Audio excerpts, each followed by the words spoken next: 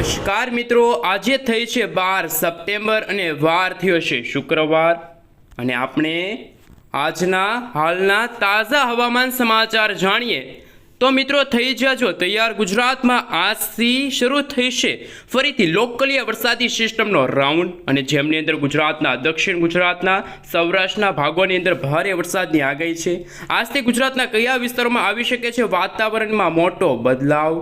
એવામાં મિત્રો બંગાળના આ મહાસાગરની અંદર જેમાં વિશાખાપટ્ટનમના દરિયાઈ કાંઠાના ભાગોમાં અત્યારે એક અપર એર સાયક્લોનિક વરસાદી સિસ્ટમ તૈયાર થઈ છે। આ સિસ્ટમ હવે ધીમે ધીમે પશ્ચિમ ઉત્તરીય દિશા તરફ આગળ વધતા મહારાષ્ટ્ર ઉપર આવી જશે અને જેને લઈને ગુજરાત રાજ્યમાં મિત્રો આગામી 24 કલાકમાં વરસાદ પણ જોવા મળશે અને સંભાવના આ સાથે મિત્રો આજના આ વિડીયોને તમે અંત સુધી જોવાનું રાખજો। અમે તમને ગુજરાતમાં આજે કંઈક જગ્યાએ વરસાદની ગાજવીજવાળી ગતિવિધિ જોવા મળશે તો બીજી તરફ મિત્રો અત્યારે આવનારી 24 કલાક પછી ચોમાસાના નવા એવા ઉત્તરા નક્ષત્રનો પણ પ્રારંભ થશે અને નક્ષત્રને લઈને આગાહીકારક એવા રમણીકભાઈ વામજા એ નવી આગાહી વ્યક્ત કરી છે, નક્કોર આગાહી વ્યક્ત કરી છે। સાથે સાથે અંબાલાલ પટેલ અને પરેશભાઈ ગોસ્વામીની પણ મિત્રો આવનારા દિવસોમાં નવા વરસાદના રાઉન્ડને લઈને વરસાદની વિદાયને લઈને આ મિત્રો આવનારા 2 મહિનાના આગોતરા એધાણ સાથે જાણીશું કે બંગાળના જે મહાસાગરની અંદર વાવાઝોડું બનવા જઈ રહ્યું છે એમની સંભાવના। એટલું જ નહીં મિત્રો, ખાસ કરીને આજના વિડીયોને તમે અંત સુધી એટલે જાણવા રાખજો। ખાસ મિત્રો હવે પછી કુદરતના નવા સંકેતો પણ જોવા મળશે।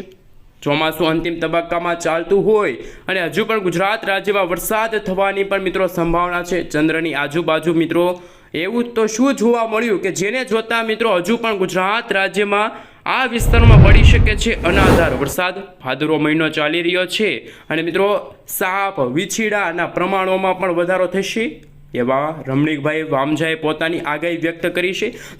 તમામ અપડેટો એક પછી એક જણાવીએ એ પહેલાં મિત્રો તમે જો આ ગુજ્જુ વેધર યુટ્યુબ ચેનલ ઉપર નવા છો તો ખાસ કે મિત્રો આ ચેનલને સબસ્ક્રાઈબ કરી દેજો। સૌથી પહેલાં અમે તમને મિત્રો અત્યારનું લાઈવ સેટેલાઇટ પિક્ચર દેખાડીએ। સમગ્ર ભારત દેશનું તમે મિત્રો હાલ સેટેલાઇટ પિક્ચર જોઈ શકો છો।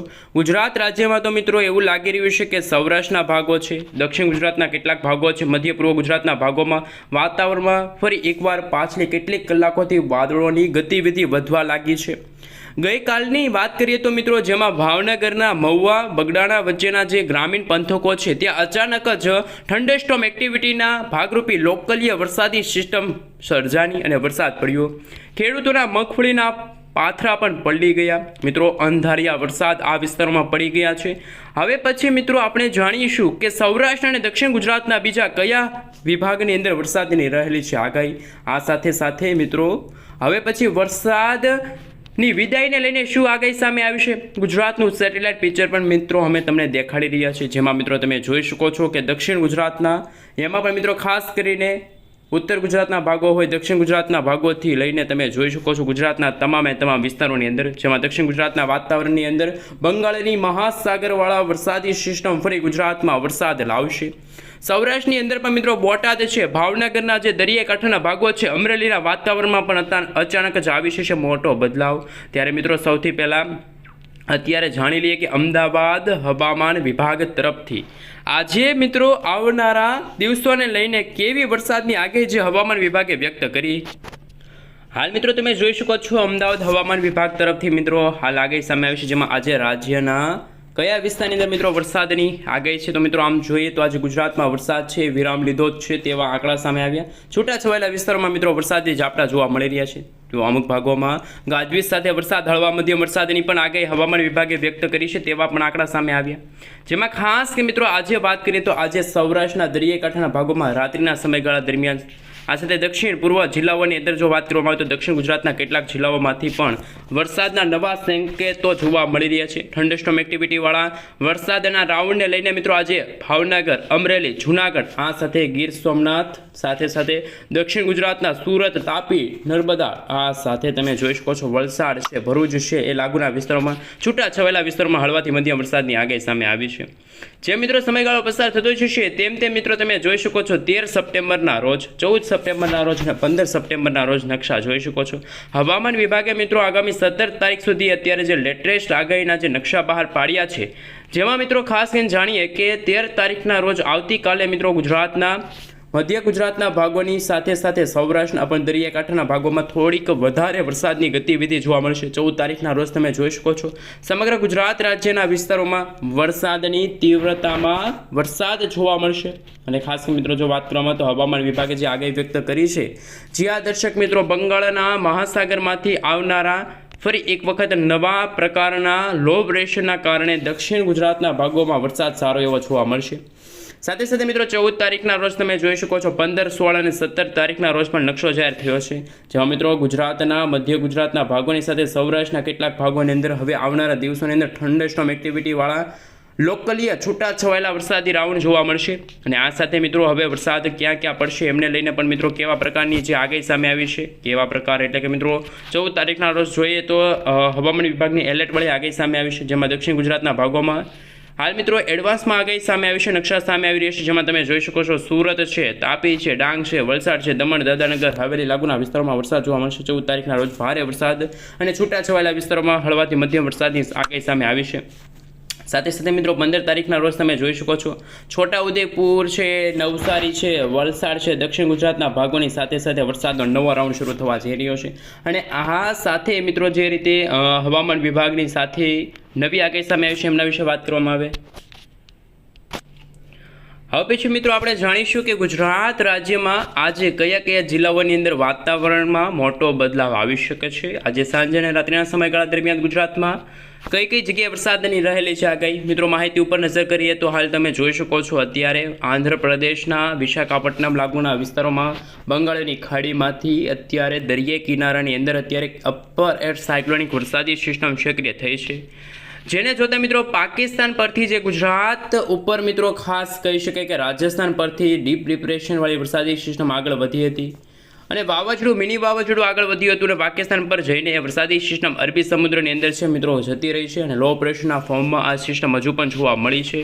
જોકે મિત્રો ગુજરાત ઉપરથી આ સિસ્ટમની અસરો સંપૂર્ણપણે નાબૂદ થઈ ગઈ છે અને જેને જોતા ગુજરાત રાજ્યની અંદર મિત્રો હવે પછી વરસાદની જે સિસ્ટમ છે, વરસાદના જે નવા રાઉન્ડ છે એની સંભાવનાને લઈને મિત્રો વાત કરીએ તો આજે બપોરથી સાંજના સમયગાળા દરમિયાન ગાજવીજ સાથે વીજળીના ચમકારા થંડરસ્ટોર્મ એક્ટિવિટીના ભાગરૂપે આગામી કલાકોમાં આગામી દિવસોની અંદર વરસાદ ગુજરાતમાં ભૂક્કા બોલાવશે અને વાવાઝોડા સાથે પણ વરસાદની આગાહી સામે આવી છે.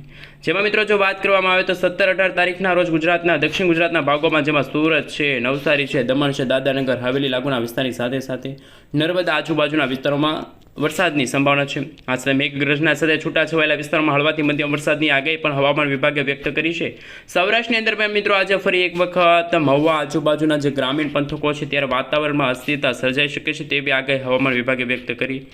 હાલ મિત્રો તમે જોઈ શકો છો કે હવે ગાજવીજ સાથેનો વરસાદ છે મિત્રો આજે સંભાવના સામે આવી છે. સૌરાષ્ટ્રની અંદર મિત્રો વાત કરવામાં આવે તો જામનગર છે, જામનગર આજુબાજુના જે વિસ્તારો છે ત્યાં પણ મિત્રો તમે જોઈ શકો છો પોરબંદર છે, જૂનાગઢ લાગુના વિસ્તારોની સાથે કચ્છના દરિયાકાંઠાના ભાગોમાં હળવાથી મધ્યમ વરસાદી ઝાપટા અને વરસાદનું વહન પણ ગુજરાતમાં મિત્રો ફરી એક વખત વધે તેવી સંભાવના સામે આવી છે. અહીં મિત્રો તમે જોઈ શકો છો અન્ય મોડલોના આધારિત નજર કરી શકો છો. આજે ખાસ કરી મિત્રો આવનારા દિવસોની અંદર જેમાં વલસાડ કેટલાક છૂટાછવાયા વિસ્તારોમાં ધરમપુર લાગુના વિસ્તારોની સાથે નવસારી સાથે આ સાથે મિત્રો ડાંગ આહવા લાગુના વિસ્તારની સાથે તાપી છે, વ્યારા છે, બારડોલી છે, સુરત, નર્મદા આમ દક્ષિણ ગુજરાતના તમામ વિસ્તારોની અંદર ગાજવીજ સાથે હળવાથી મધ્યમ વરસાદનો નવો રાઉન્ડ શરૂ થશે.